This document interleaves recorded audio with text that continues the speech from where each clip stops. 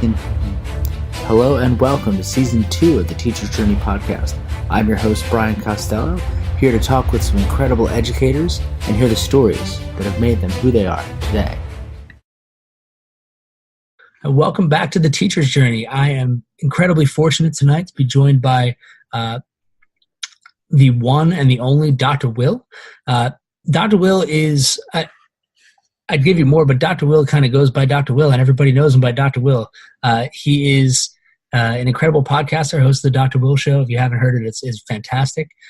He's an educator out of Mississippi, works with a K-12 school district, does a lot of great things with technology, just does a lot of great things in general. So I'm really excited to share and get Dr. Will to share his story with you, because I've had a lot of different types of stories on the Teacher's Journey so far, but I'm interested especially in Dr. Will's story, because he's actually inspired me in a number of different ways to think differently about how I spend my time, how I value myself as an educator and as a businessman. And so, like I said, I'm really excited to dig in. So welcome, Dr. Will. Thanks so much for joining me. Thanks, Brian, for bringing me on. Oh, absolutely. So I guess we start this off. I start this off every time kind of at the beginning. So when did you decide, or when did it come to you? When did you realize that you were going to be in education? I don't even know how to answer that question. I never thought I was going to be in education, honestly. I went to college to be a filmmaker. And, I actually have a degree in radio, television, and film. And I simply graduated. I went home and, in my mind, I'm thinking, what can I do to where I can have time, I can make some money and have some time to sort of write this script. And I started being a substitute teacher.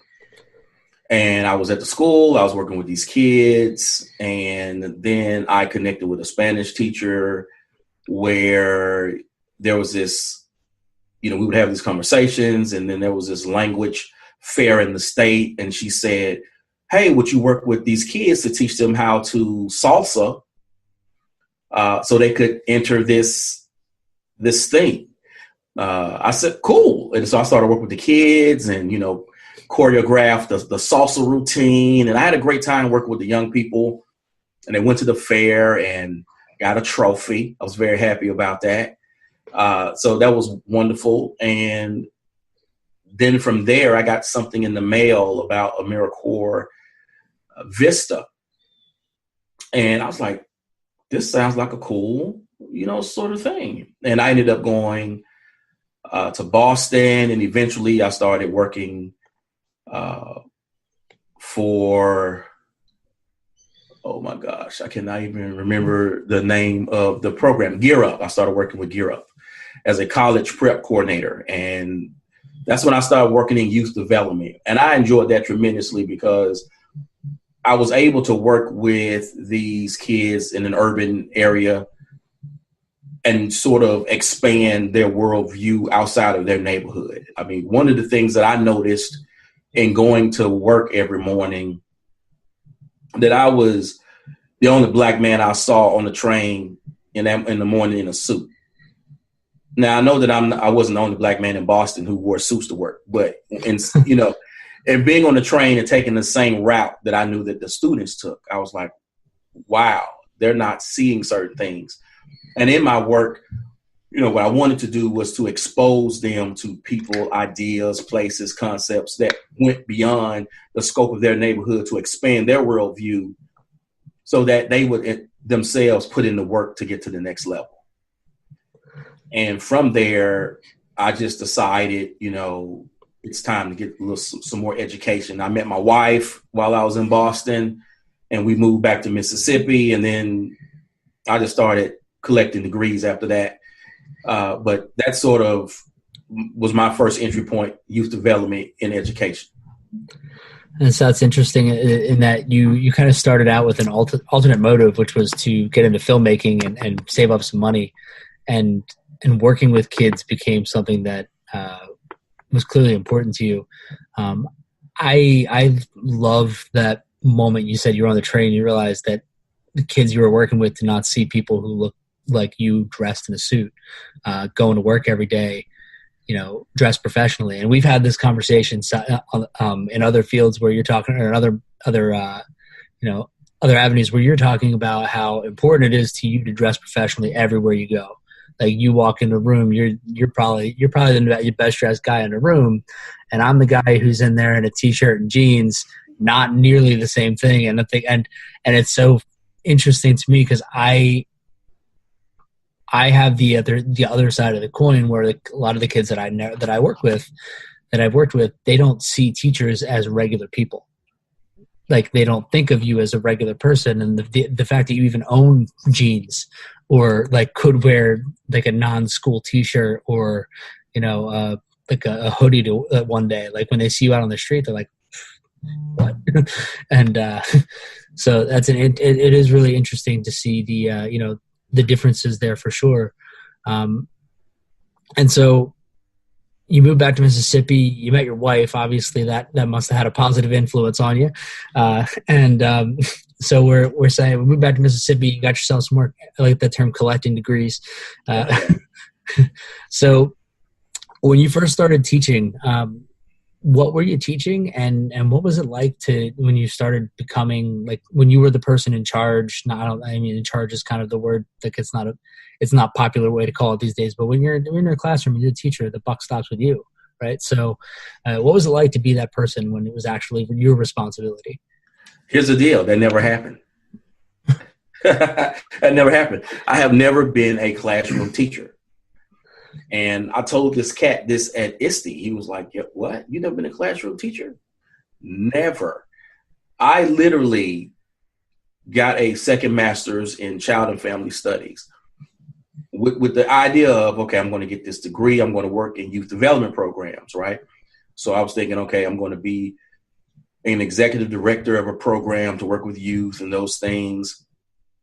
And then I started getting this idea of, let me work at a university for student affairs. And I started doing these informational interviews, and I started having conversations with people, and they were like, yo, some of these positions like director of minority affairs or director of student leadership, or whatever, their overall title is vice president of X, Y, and Z, but they're the director of this.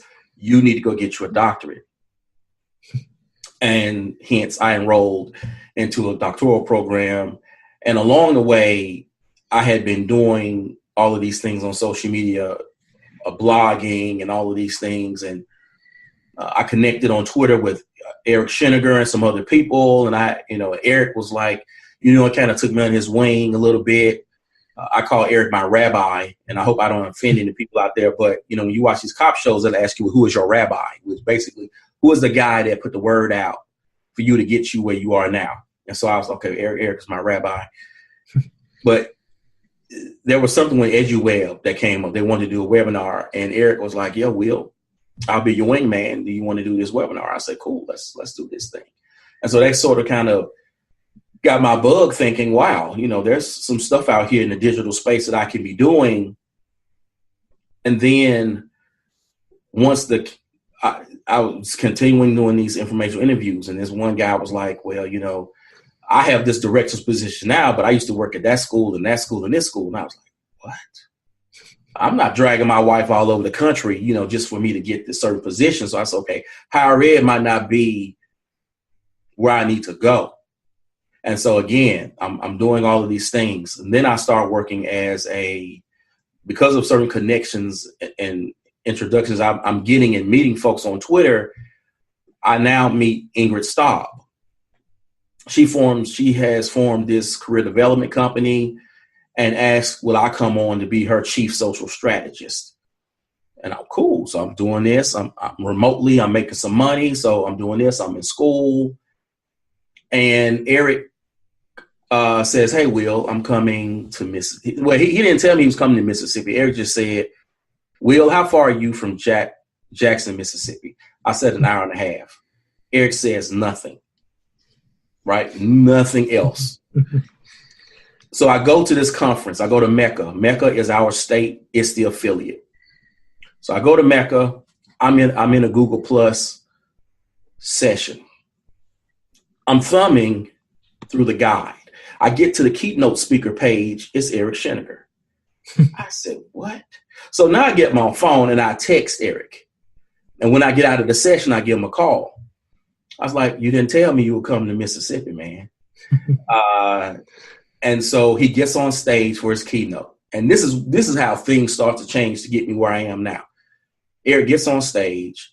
He says, I have a friend here who, if you want to know anything about Google, he is the Google guru. He's the man to holler at.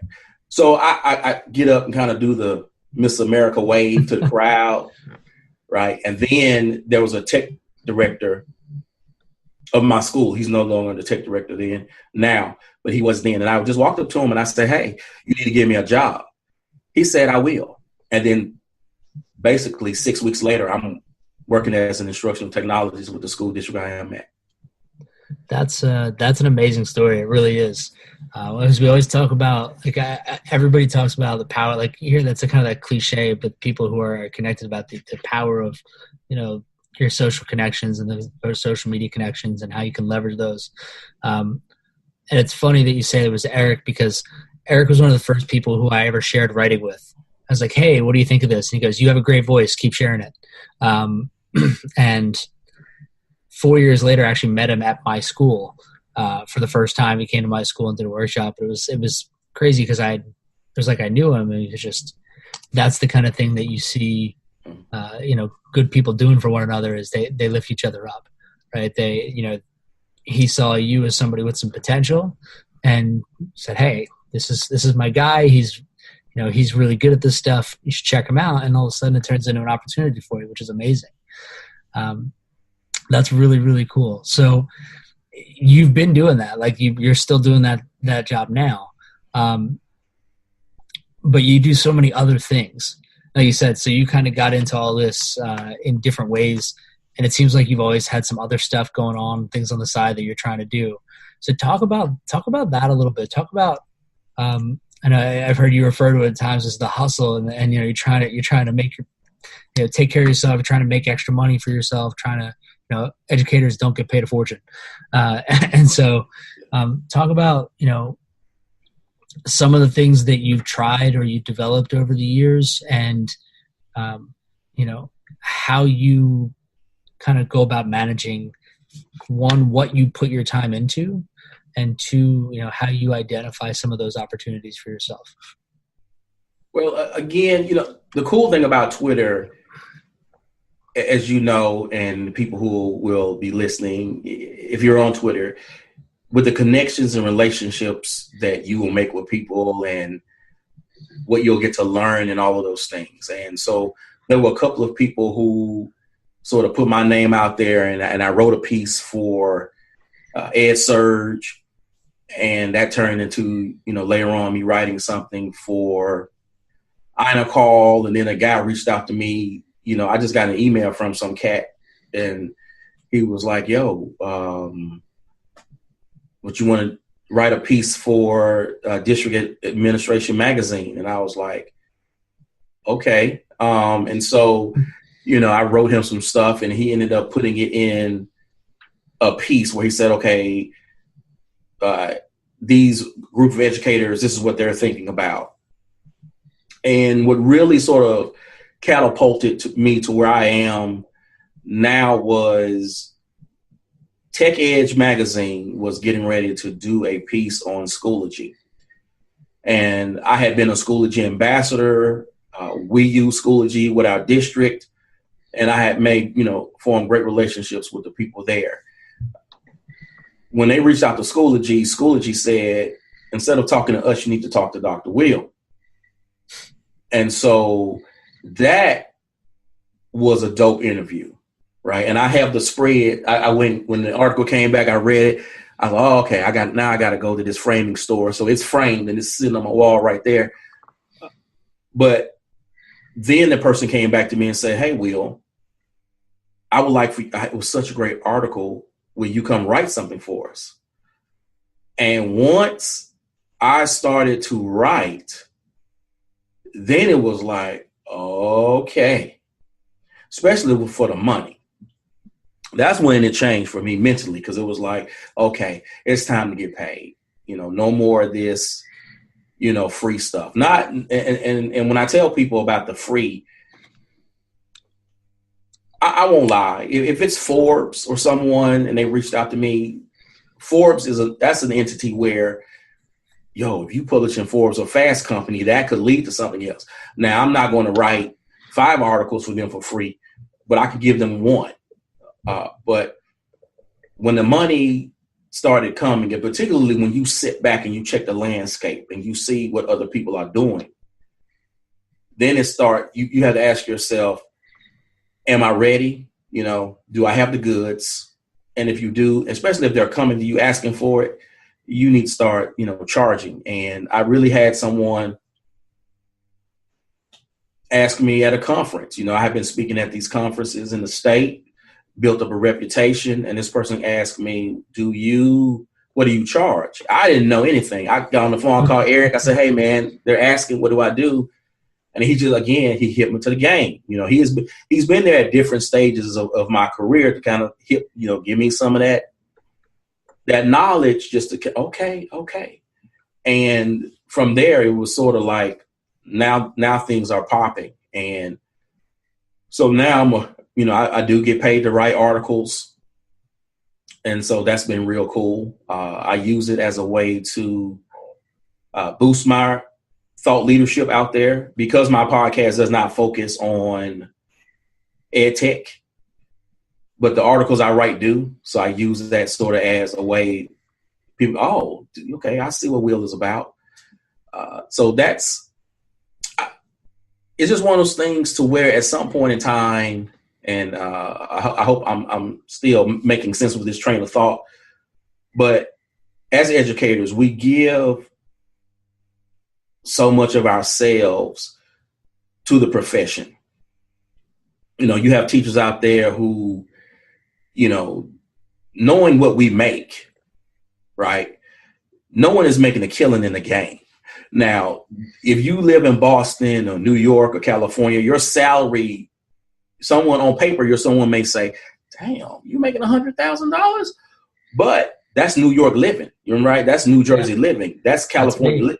That's California. $100,000, but I mean, I'm the financial support for my family, right? Like I'm the person making the money, and it looks like a lot, but it's not. It doesn't go that far in New Jersey. Like it doesn't. It doesn't go as far. Like if I was making what I'm making here, and I was living, in Mississippi, I'd be living it up. But I'm not. Like I'm not living it up, because that's not how it works. I mean, I'm not.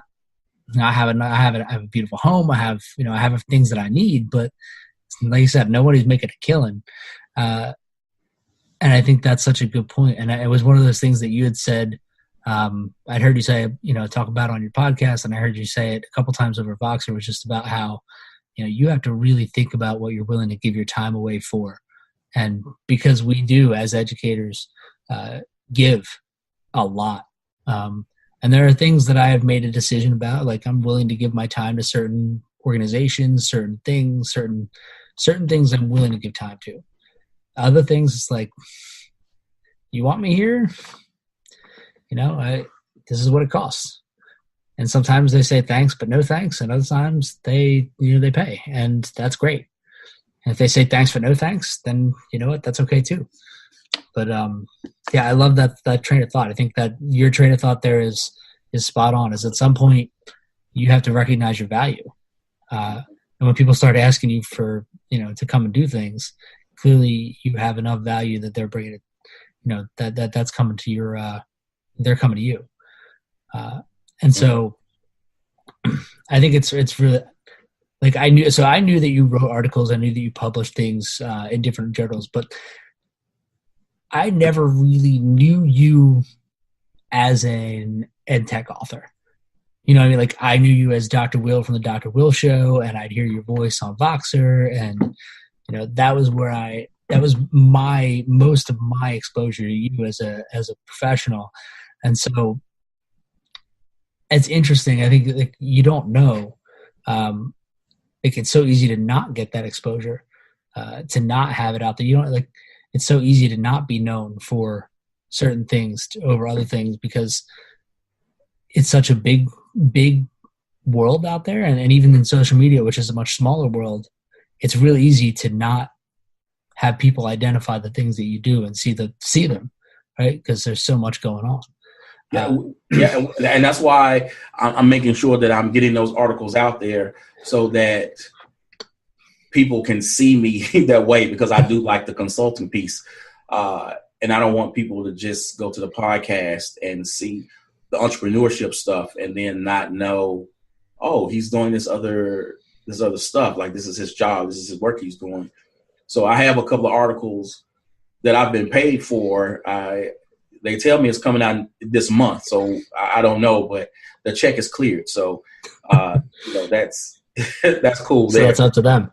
Yeah. So we'll when it happens. But this whole entrepreneurship thing, there's a mindset shift that has to happen, because we are so, giving of our time and spending our own money for school supplies. And because educators, have become martyrs, quite honestly, we're noble people. We do this for the children. We don't do this for the money. And for sure, that's true. I mean, but I can love children and still want to get paid. For sure. That's why I call it, making the income and the impact, or the impact and income, because when that whole mindset of, do I feel guilty? Because I'll be honest with you, I had issues when I first started to kind of come out and say, look, you're going to start paying me. I felt anxiety about it. I felt unease about it. Part of me felt as though I was being greedy from a spiritual perspective. But quite honestly, when I sat up, and really the moment it really kind of crystallized and hit me was I went to ISTE. I'm sitting here at a session. I'm watching this person. And in my mind, I'm thinking, this person isn't a unicorn. They are, and I'm not downplaying this individual, but this person isn't some special mythical creature. And if they're getting a check, I should be getting a check. And then that just switched the whole thing for me. At that point, it was like, yo, I'm getting paid for my time. I'm getting paid for my genius. And not to be arrogant about it, but just to value my time, my expertise. And then from there, I really started to make a move with branding and positioning myself. And then that's when my podcast had a pivot. If you go back to my podcast, the first 3 seasons was all about ed tech stuff.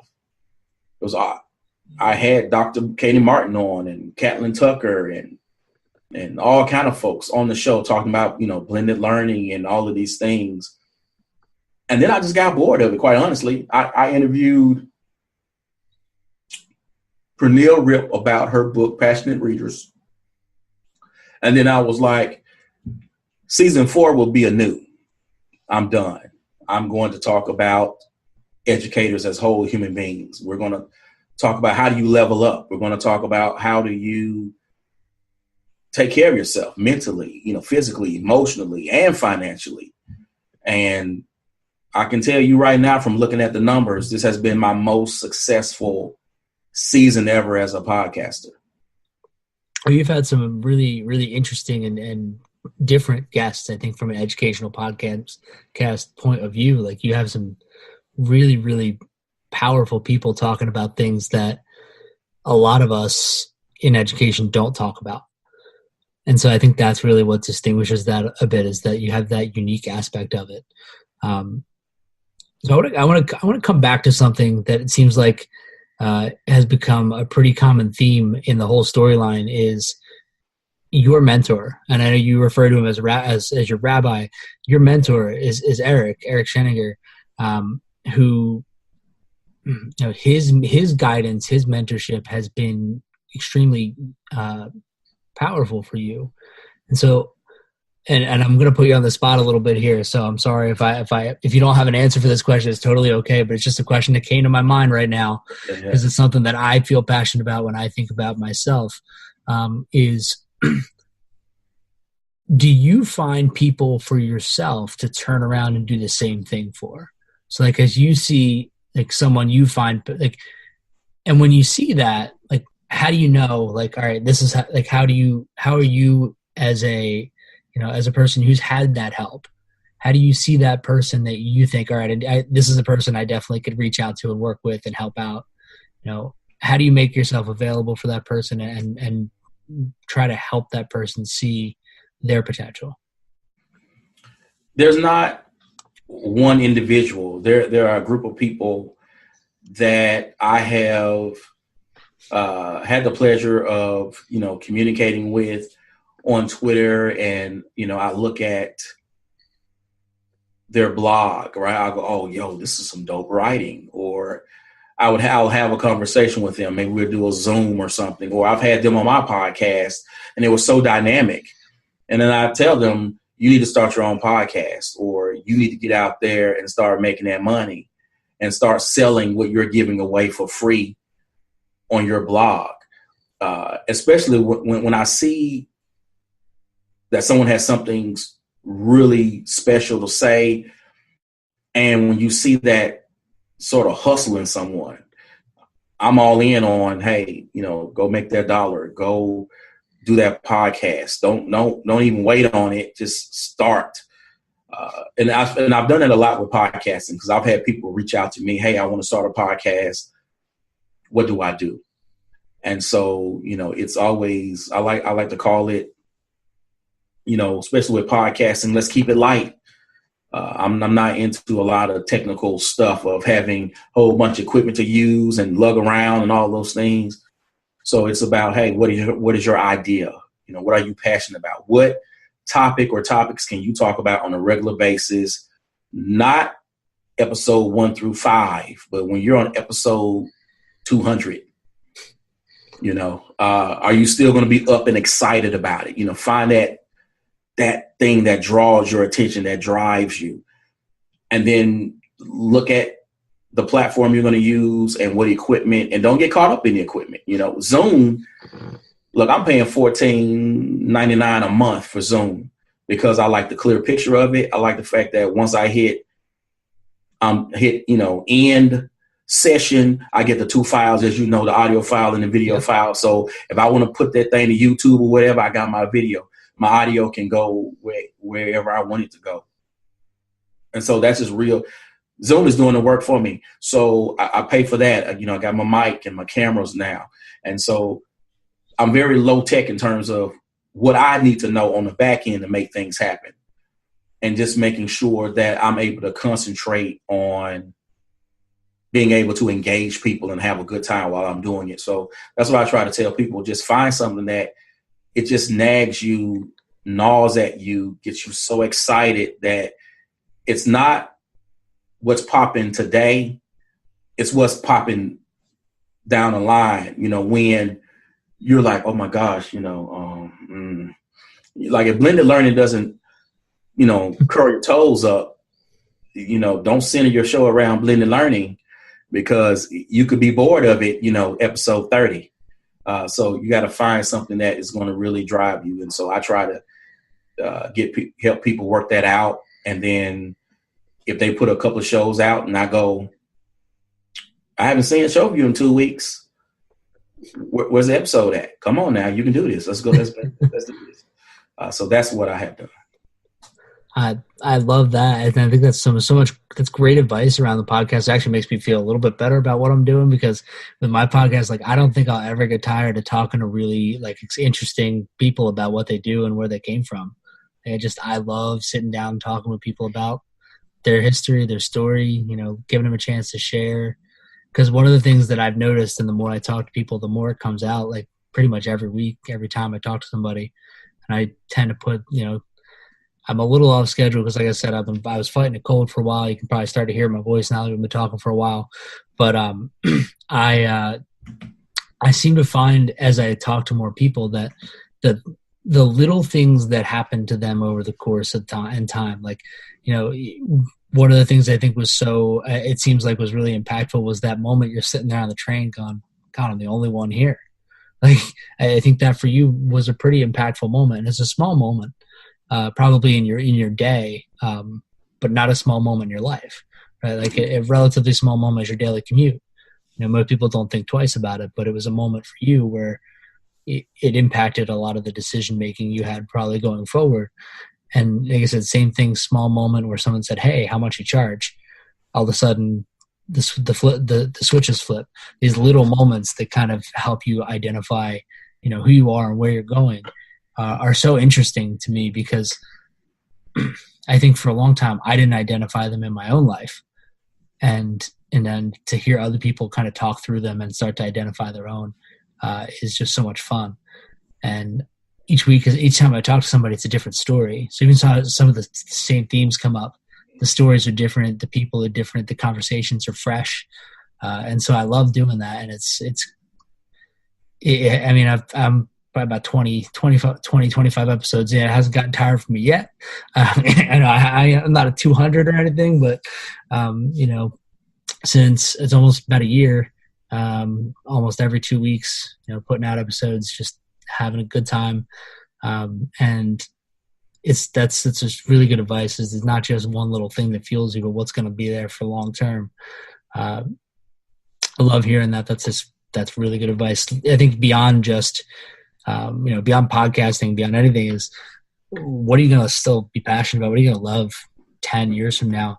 And that's actually, I think, a piece of advice that I got when I was working on writing my book. Like, what's something you're still going to want to talk about 5-10 years from now? Because you're going to write this book and that book's still going to be here in 10 years. Mm-hmm. People are still might come up to you and ask you about it. So are you going to be passionate about that? And yeah, absolutely. And so I love hearing that. I love, you know, hearing that you found and had someone, you know, offered their mentorship to you, and now you get to turn around and do it for other people is, you know, I think that's what makes us better. So now you have the podcast, you know, you're out there, you're getting paid for things, getting paid to talk, getting paid to write. But I feel like we're starting to come full circle now, because at the beginning of this, you said you set out to become a filmmaker. Yeah. And I am fortunate enough to have heard at least, and not had a chance to see, but chance to hear at least a great deal about a documentary film that you have been working on. So it just sounds like a really great thing, because so many of us do not have the window into what it's like to be, you know, those so-called not unicorns, as you put it, who are getting checks for sharing the things they know and sharing the things they've learned. And so tell us a little bit about the Eduprenuer, your documentary film that will be coming out pretty soon. Yeah, I'm very excited about this. The idea came about a few months ago. I interviewed Dr. Sarah Thomas on my podcast, and I interviewed her on my podcast about, you know, her journey as an entrepreneur and the work she was doing. And after we start recording, I was like, yo, I love what you're doing with EduMatch and those books. So I would love to write a book. I said, but after my dissertation, I just can't do it. I just can't do that type of long writing. I'm tapped out. And because I actually had spoken to her about it, you know, a long time ago. And I sort of had an idea when I sat there, you know, and I'm staring at a blank Google Doc, nothing came out. So I said, okay, no, this writing thing is not going to happen. It's not going to happen. And so, but Sarah was like, yo, why don't you do a documentary? I said, tell me more. And she went into saying how you're doing your podcast and you interview all these people. You can do that, and we can put all of the videos together interviews together to kind of shape a narrative to tell a story. I said, oh, okay. I said, this is sounding like something I can do. And alhamdulillah, I thought about it. I said, we're going to do this thing. We're going to do this thing. And I told her I'm in. And, got my EduMatch contract. We talked over it about what we're going to be doing. And because she was like, well, what topic you want to do? And the first thing that came to my mind, quite honestly, was something to deal with technology in the classroom. Because as someone who, I make money writing those articles, but the big checks that come in, and again, it's not a big check compared to some folk, but it's big to me because when I get a check for 8 hours, more than what I get paid in a whole month of going up to work every day, it's a big check. So those big checks come from me talking about technology. And so I said, okay, I'm going to do this. But then I said, man, I don't have it in me. I just don't have it in me. I want to talk about the Eduprenuer. And then it hit me. These are the guests that I want. And so basically, I came up with 9 questions that I asked everyone the same questions. And the lineup, dude, did you see the tweet that came out today or Facebook? I had not today seen the lineup, so I'm going to have to go check that out because I've been out all day. All right. So that's what I'm going to be doing as soon as I get out. I'm going to be doing it as soon as we get off the comp. So you saw the cover, right? I did. Okay. It looks fantastic, by the way. Thank you, sir. Alhamdulillah. Now, so blessed again from the conversations that I have and relations I've been able to build over the past, 7 years on Twitter. I reached out to the crew. Angela Myers, Catelyn Tucker, Tom Murray, Eric Schenniger, Dr. Robin Jackson, Abby Futrell, Dr. I Zong, and Jeff Bradbury. Those are the people in the Eduprenuer. And some of those names that you heard, these are some of the rock stars in our field. I was like, yo, I got my lineup right here. I got my, this was an NBA All-Star team. I'm doing this thing. I got it. Everyone said yes. And during the interview, I knew I was onto something that first interview because I interviewed Angela Myers first. And when she started talking about the things she was talking about, I was sitting there trying not to emote. Because it was so good. I was like, trying to hold myself back. It was like, woo. And every interview just boom, boom, boom, something special, something special, something special. I was so excited about this. And when Dr. Sarah got hold of the footage, oh yeah, this was nice. And then she put together the rough cut and I'm looking at it. I said, oh, this is going to be something. This is going to be something. So I'm really excited about it. So that's how the Eduprenuer came about. And what I'm so excited about it is these are people in this thing that all of us have seen. You've been to the conference. You've seen these people keynote. You've seen their books. You've heard them do all of these things. But unless you know them, you don't know them.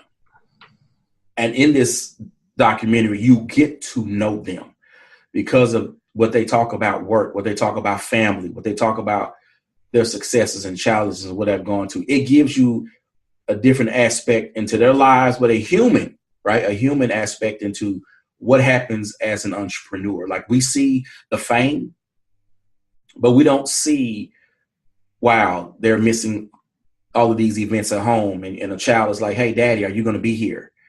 Or strife it may cause in the marriage because they're never home. So this documentary is real, and I'm so excited. Yeah, that's one of those things I love so much about that really piqued my interest is what you talked about, who you're going to be talking to, and we didn't really get a chance to get the names until you just kind of dropped them right there. But who you're going to be talking to, and that part of the story, because like I know Jeff pretty well. Jeff and I have known each other for a number of years because we both live in New Jersey, and I've known him for about 5 years. But the rest of that cast, like I've run across a handful of them, or I've seen them on stage somewhere. Eric, I've met a couple times, and him and I, like I said, had some conversations, and especially online. But for the most part, you don't, unless you have the chance to get to know those people, at least you don't know. And there's so much that you don't get to know. I know Eric's on the road all the time. Like he is in and out, and he moved from New Jersey to Houston so that he could be close to an airport. Like that was it. He's like, his wife wanted to move someplace warm. He was like, all right, as long as I'm close to an airport, I'm good to go. And that's one of those stories he tells a lot when he's out traveling around. But until you get to know those people, like there's so much personally from those people that you don't get to know. And it's one of the things that I feel like happens a lot when I'm talking to people on this show. And I imagine when you, especially having built relationships with those people in the past, started talking to them, face to face over the interview screen, some interesting stuff probably starts coming out. So yeah, this, like I said, I'm excited to see it. I'm really looking forward to hearing what those people are going to say and what they're going to share. Because once they start sharing things, a lot of times the good stuff comes out. And like you said, you're trying not to get excited about it because chances are it wasn't something you should be smiling about when they're talking about it. But at the same time, you think to yourself, man, I've got something here that I didn't know I was going to get, and that's going to be fantastic. So, do you have a release date for that when the film is going to be out? We're thinking early part of March, not an exact date, but we'll know more once the documentary is finalized and we know which platforms it'll be available for sale. It's just people are gonna have to buy them on all the platforms. I mean, that's the same anywhere you go. The goal would be to put them everywhere, but we'll see. How that shakes out. I just really never thought that this was going to happen, and there were things that I have seen in the past. Certain documentaries, and I would go, man, this is amazing. I would love to do a documentary. And to have this opportunity come up, man, just alhamdulillah, I just can't even begin to explain it. And then to be there in the moment, right? Because my own podcast, I used to put out, like 3 shows a week on my own podcast. And these past couple of months, you could see very little, very few episodes were coming out because I was doing these interviews because this was, my focus. This is what I was trying to do. And just to hear them talk and share, I was seriously like, what? They're going there? What are they sharing this? Literally, I'm sitting there. And I'll share this because, I'm sitting there interviewing Angela Myers, and then Angela Myers is talking about people don't know that I don't have dental insurance, right? I don't have vision insurance. I have health insurance because I have to pay my own health insurance, right? She goes into how she's hurt her back, so she can't work for 6 weeks. So that's income she's not making for 6 weeks because she can't hit the road. I was like, oh, okay. This is not going to be a sanitized version of these people. This is going to be real. This is going to be like, this is getting real here. So when I remember her sharing that she had like the person about she had to go to surgery, I think, right? And then she was out for a while, not moving around for a while. I remember that, just seeing her share that publicly. She's sharing that on social media. But yeah, that's the kind of stuff like people start to share, and those of us who sit back and think, it must be nice to, make those big checks and travel around the country, and everybody, fly here, fly there, rack up the miles, and get some first class trips onto your belt, and everybody pays for this and that. You don't think too much about like the not so little things like vision insurance and healthcare, and they're missing kids this, they're missing kids that, they're you're living out of hotel rooms, and so it's a whole different game.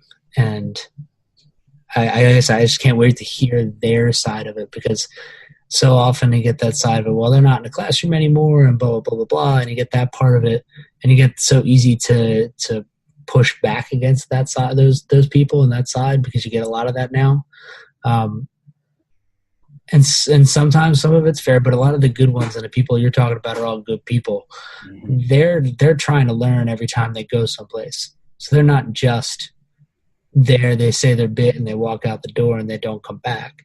They're there engaging, talking, learning from the people that they're there teaching too. So it's really like that's part of the way they learn. And so it's really interesting. I think it's going to be really, really great to hear their side of that story. It's the side that you just don't hear that often. It's not one that gets told unless you're actively seeking it. For sure. But some people are just haters. I'm just haters. I tell people, let your hater be your motivator. Because when I started talking about the whole idea of entrepreneurship and going to get yours, literally I was in a Voxer group and I had this cat. It was like, Will, is everything with you about money? Will you do anything for money? And I was like, first of all, you need to slow your roll, because I'm not the person to approach in that manner. Secondly, I'm not going to be out here flying from here to here or driving from here to here for free. This is not going to happen, especially if you came to me. If I voluntarily applied to speak at a conference, that's on me. You know what I'm saying? That's on me. I mean, I'm not expecting a check.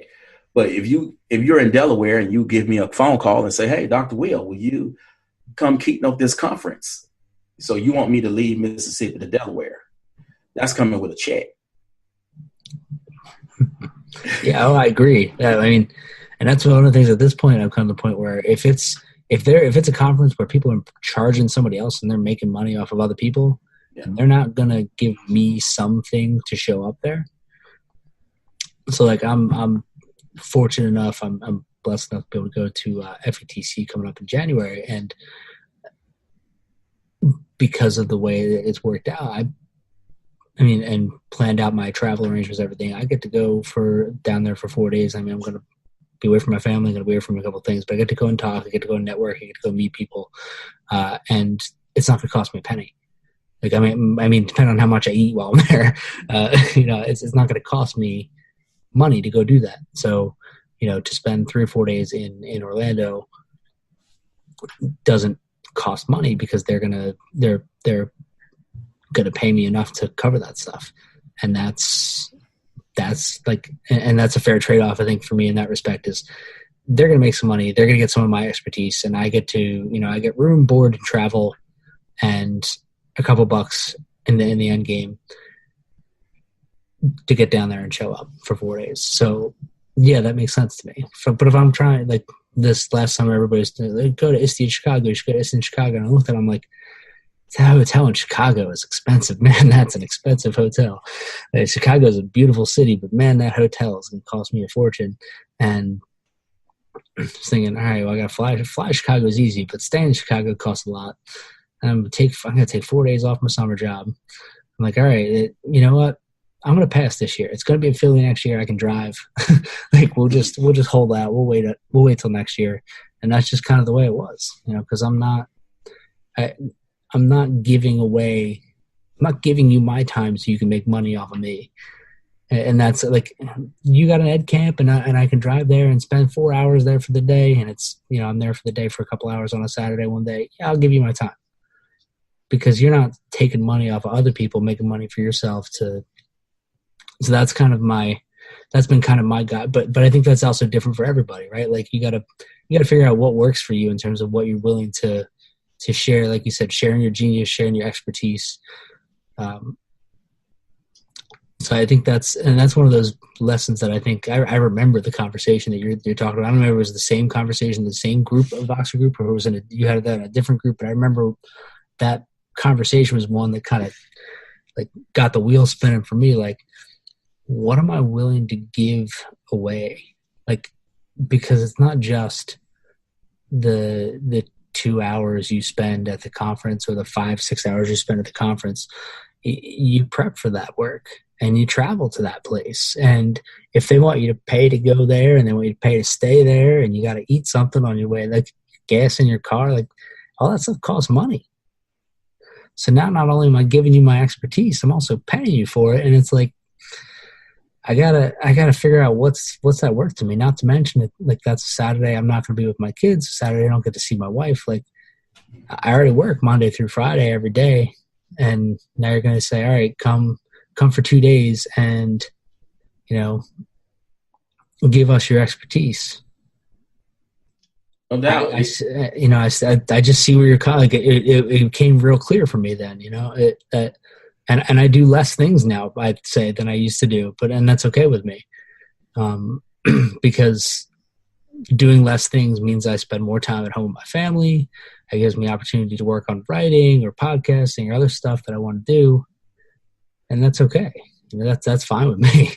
So I'm just kind of rambling now about some things that I've learned from you myself, but it's just kind of, I think it ties in really well with your message and the Eduprenuer and the different things that you do.